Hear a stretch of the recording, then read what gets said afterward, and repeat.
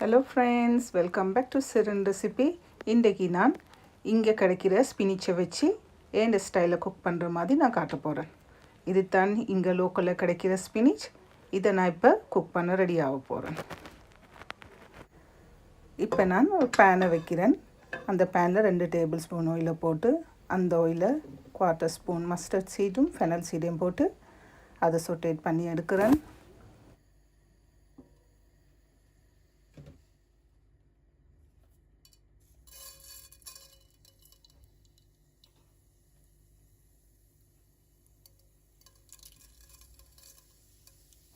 அந்த சொட்டேட் பண்ணுற மஸ்டர்ட் சீடோட ஒரு ஜஸ்ட் 1 ட்ரை சில்லியும் ஸ்மால் பீசஸாக கட் பண்ணி அதோட ஃப்ரை பண்ணி எடுக்கிறேன்.